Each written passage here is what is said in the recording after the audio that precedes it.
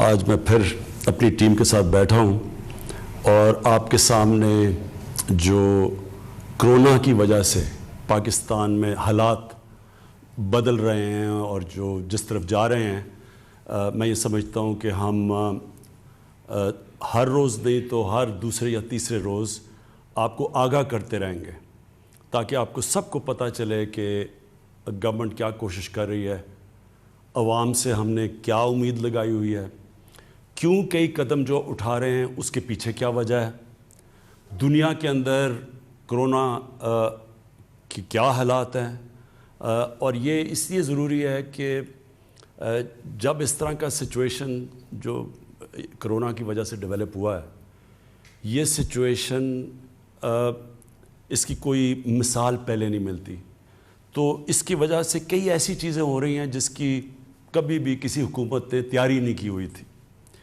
تو سب سے پہلے تو میں آپ سب کو مبارک دیتا ہوں، اپنی قوم کو مبارک دیتا ہوں کہ اور اللہ کا خاص طور پہ اللہ کا شکر ادا کرتا ہوں کہ جو ہم اس وقت کیلکولیٹ کر کے بیٹھے تھے، اور کیلکولیشن کون کرتا ہے؟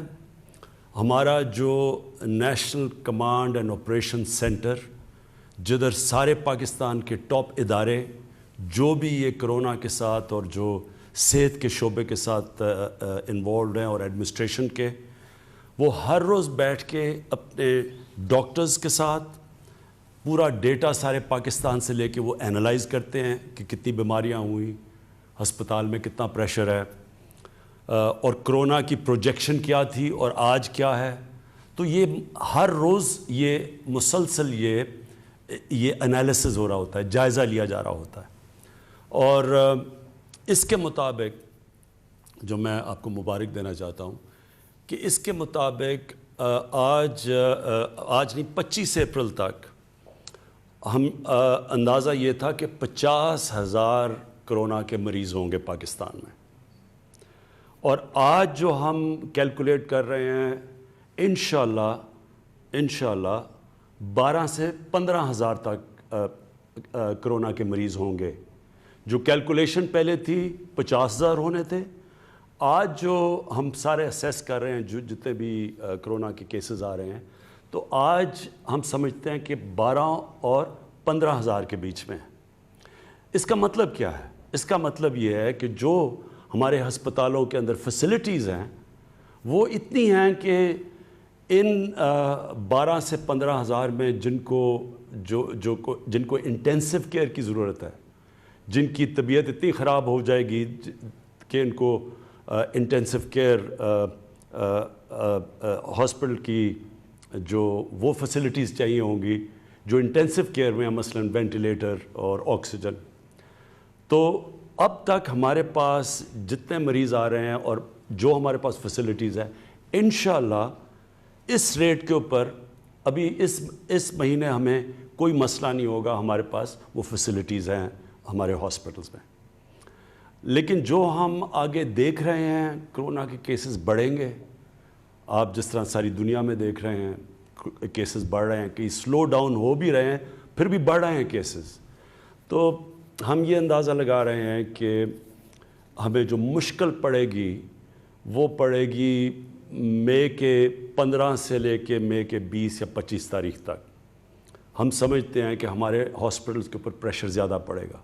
جو پریشر 25 اپریل میں پڑنا تھا وہ اب چلا گیا آگے 15 اور 20 مئی تک، اور اس تک ہم پوری تیاری کر رہے ہیں۔ ہماری این ڈی اے میں دنیا سے ابھی بھی ہر روز کانٹیکٹ پہ ہیں، وینٹیلیٹرز کے اوپر جو بھی چیزیں ہمیں ضرورت ہے اس کے اوپر تیاری پوری کر رہے ہیں۔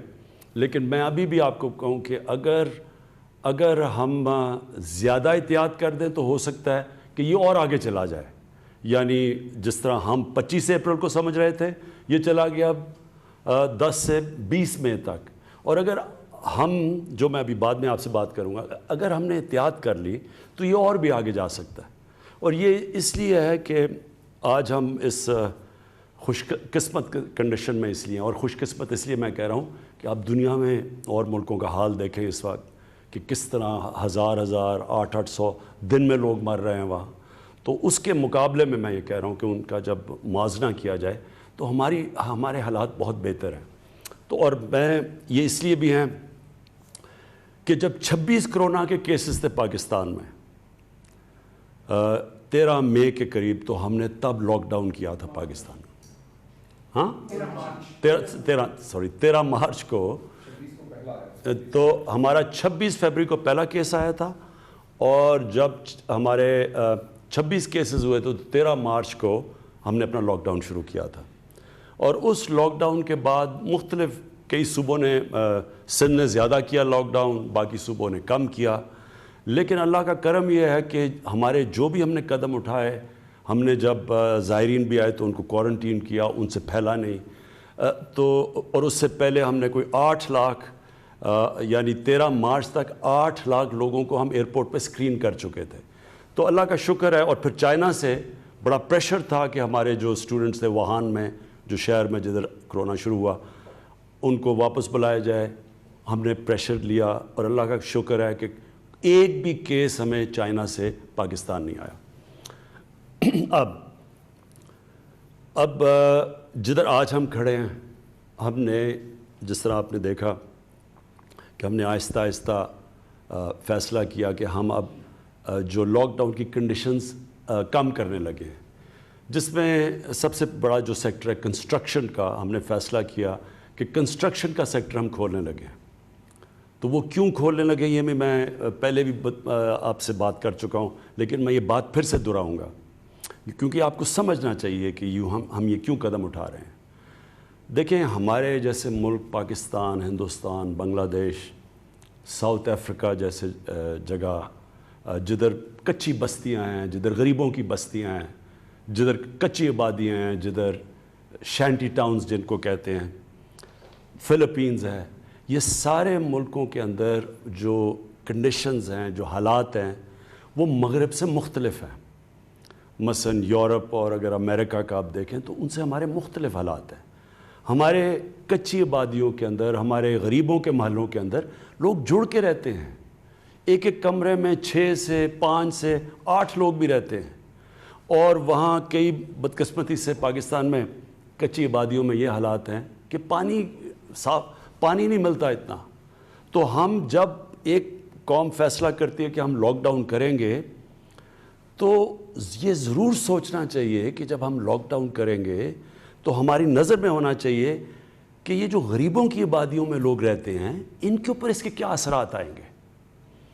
اور مجھے افسوس سے کہنا پڑتا ہے کہ پاکستان کے اندر، کیونکہ میری عمر تقریباً پاکستان جتنی ہے، میں ساری زندگی یہ دیکھتا رہا ہوں کہ ہم جو قانون بناتے ہیں، پالیسیز جو ہم بناتے ہیں، ہم صرف ایک چھوٹی سی ایلیٹ کلاس کا سوچتے ہیں. ہم اگر تعلیم کا بھی نظام پاکستان میں ہم نے، اور میں اس پریولیج کلاس سے ہوں جس کو بہترین تعلیم ملی، لیکن ہم نے کبھی یہ نہیں سوچا کہ عام لوگوں کے لیے جو تعلیم ہے کیا وہ مقابلہ کر سکتے ہیں ہمارے جیسے لوگوں کا جن کو چھوٹے سے طبقے کو اچھی تعلیم انگلش میڈیم ملتی تھی. اسی طرح ہم نے آہستہ آہستہ گورنمنٹ کے ہسپتالوں کو تباہ ہوتے دیکھا. غریب لوگوں کے لیے گورنمنٹ ہاسپٹل اور امیروں کے لیے پرائیویٹ ہاسپٹلز، اور جو سپر رچ تھے ان کے لیے لنڈن کے اندر علاج کروانا.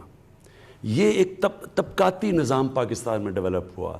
طاقتور اگر عدالت میں جاتا ہے اس کے پاس بڑے بڑے وکیل ہوتے ہیں، وہ امیروں کے لیے پرائیویٹ ہاسپٹلز اور جو سپر رچ تھے ان کے لیے لنڈن کے اندر علاج کروانا. یہ ایک طبقاتی نظام پاکستان میں ڈیولپ ہوا.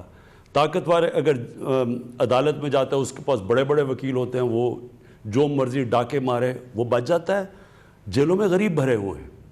یہ جو ہماری مائنڈ سیٹ ہے، جب ہم لاک ڈاؤن کرتے ہیں ہمیں یہ اور سوچا نہیں.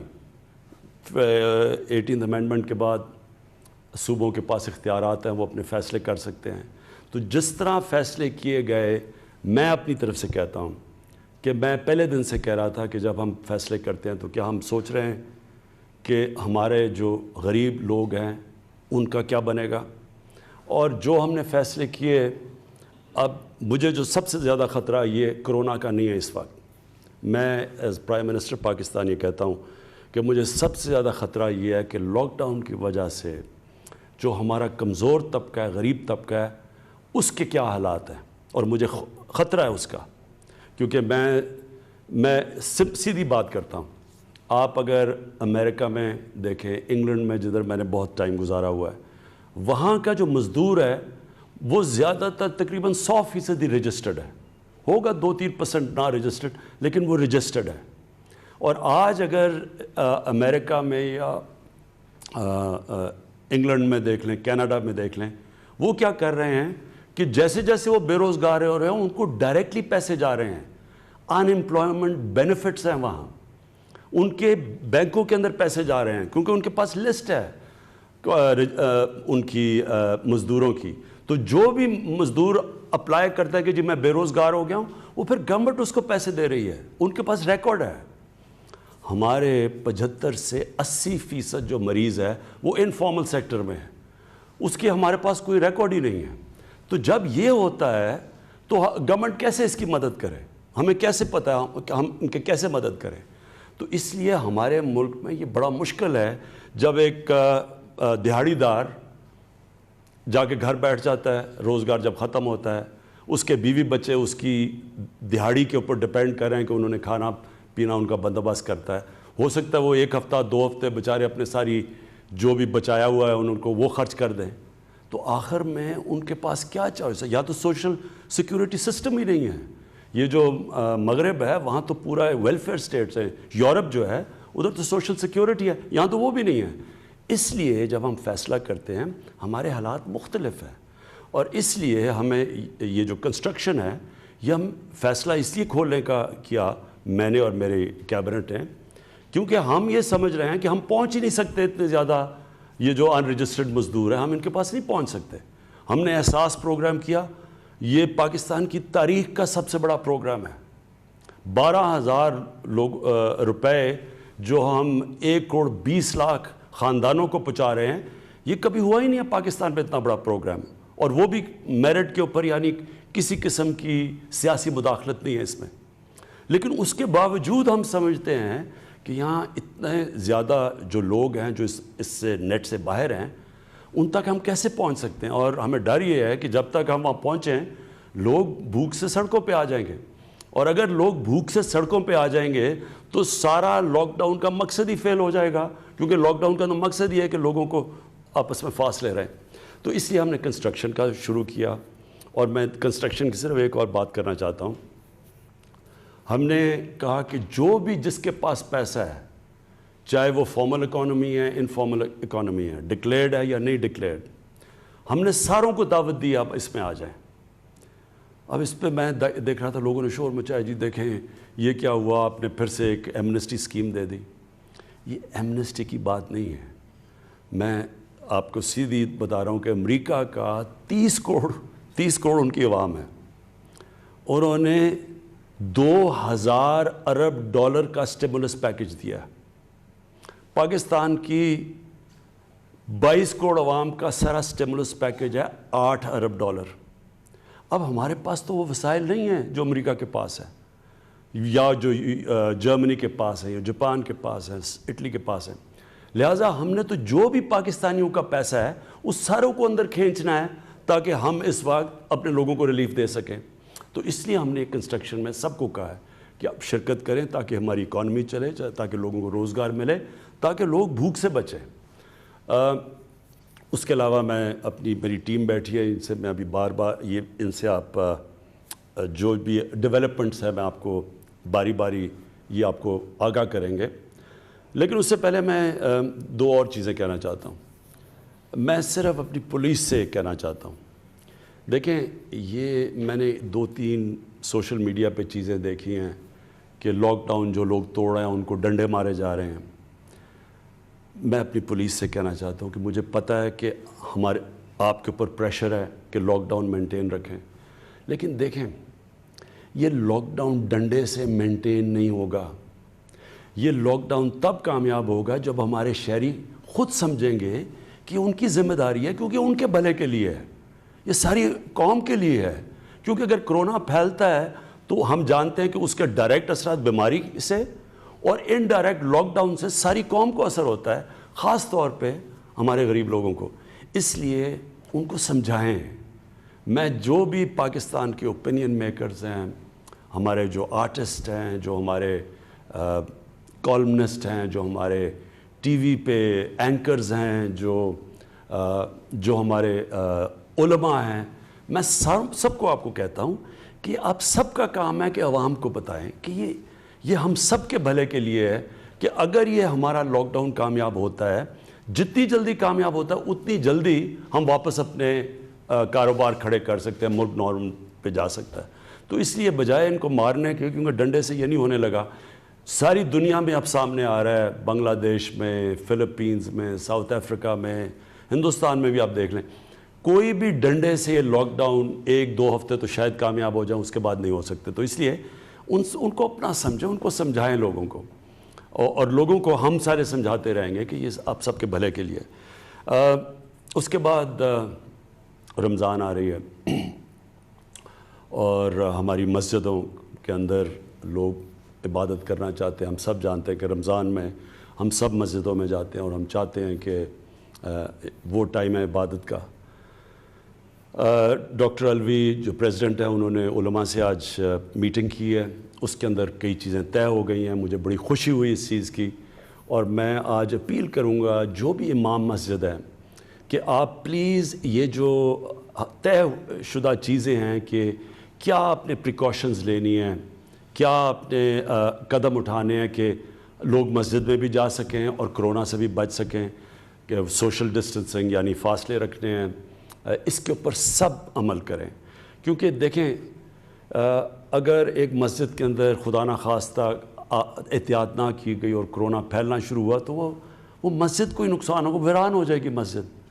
اور اسی طرح جو ہم یہ کھول رہے ہیں فیکٹریاں بھی اور یہ کنسٹرکشن بھی، یہ بھی ہم نے پوری TORs دیے ہوئے ہیں آپ کو کہ کیا کیا آپ نے قدم اٹھانے ہیں اس کے لیے، اور مالکان کو، جو مالک ہے، جو فیکٹری کا مالک ہے، جو بھی کنسٹرکشن سائٹ کا مالک ہے، ان کو بھی ہم آپ کو کہہ رہے ہیں کہ آپ کے انٹرسٹ میں ہے کہ آپ کے جو کام کر رہے ہیں وہ سارے، یہ جو ہم نے پورے آپ کو رولز دیے ہوئے ہیں کہ کس کے مطابق آپ نے کام کرنا ہے، اس کو پلیز فالو کریں۔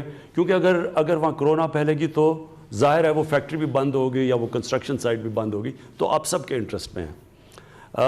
آخر میں اپنے ٹیم کے پاس جانے سے پہلے 2 اور چیزیں کہنا چاہتا ہوں۔ دیکھیں، ہمارے اس کرونا کے کرائسس میں جو مجھے سب سے زیادہ خطرہ نظر آ رہا ہے وہ یہ کہ لوگ ذخیرہ اندوزی کریں گے۔ میں پہلے بھی کہہ بیٹھا ہوں، میں اب بھی کہتا ہوں، مجھے خطرہ یہ ہے کہ لوگوں نے پیسہ بنانے کی کوشش کرنی ہے، جس طرح رمضان سے پہلے لوگ پیسہ بناتے ہیں، جس طرح ابھی پیچھے آٹا اور چینی کا کرائسس آیا، لوگوں نے ذخیرہ اندوزی کر کے پیسہ بنایا۔ اس باری جو بھی پیسہ بنانے کی کوشش کرے گا ذخیرہ اندوزی کر کے، یہ پہلی دفعہ گورنمنٹ بہت سختی کرے گی۔ ہم آرڈیننس لے آئے ہیں اس کے اوپر، ذخیرہ اندوزی کے اوپر، یہ بڑی سختی ہوگی، اور نیچے مینیجر نہیں پکڑیں گے، ہم مالکان کے پیچھے جائیں گے جنہوں نے اب لوگوں کی مشکلات کے اوپر پیسہ بنانے کی کوشش کی۔ یہ میں آپ کو کہہ رہا ہوں کہ آپ کو ابھی سے پہلے سے خبردار کر رہا ہوں کہ بڑی سختی کی جائے گی، لوگوں کو پکڑا جائے گا۔ یہ نہیں، چھوٹے لوگوں کو نہیں پکڑیں گے، اوپر جا کے جو اصل لوگ پیچھے بیٹھے ہوئے ان کو پکڑیں گے۔ دوسری چیز ہے اسمگلنگ۔ اس باری ہمیں یہ ڈر ہے کیونکہ پاکستان میں جو گندم ہے وہ جو باہر ہے اس وقت اس کی قیمت اوپر ہے، اور ہمیں یہ خوف ہے کہ لوگ گندم کو اسمگل کریں گے۔ اس کے لیے اسمگلنگ کا آرڈیننس یا آج رات آ جائے گی یا کل آ جائے گی، اور وہ آرڈیننس کے مطابق وہ سختی اب کی جائے گی اسمگلرز کے خلاف جو کبھی پہلے نہیں کی گئی، کیونکہ ہم نے کسی صورت قیمتیں بڑھنے نہیں دینی، کیونکہ اس کا سب سے نقصان اس ملک میں غریب پہ پہنچے گا۔ اگر ہم لوگوں کو 12 ہزار روپیہ دے رہے ہیں اس وقت، اور یہ کبھی، پھر سے میں ریپیٹ کرتا ہوں، اتنا پیسہ نہیں دیا گیا، تو اگر انہوں نے قیمتیں اوپر بڑھا دیں تو ان کا تو پیسہ بڑی جلدی ختم ہو جائے گا۔ اس لیے یہ ملک کے لیے، یہ اپنی غریب لوگوں کے لیے، میں آج اسمگلرز کو بھی کہہ رہا ہوں، ہولڈرز یا یہ جو ذخیرہ اندوزی کرتے ہیں ان کو میں آج آپ کو خبردار کر رہا ہوں کہ بڑی سختی کی جائے گی اس باری۔ ہم نے یہ 2 آرڈیننس لے کے آ رہے ہیں، اور یہ صرف لے کے آ رہے ہیں اس لیے اپنی قوم کو بچانے کے لیے اسمگلر سے بھی اور یہ جو کہ ذخیرہ اندوزی کر کے مہنگائی کر کے پیسہ بناتے ہیں. میں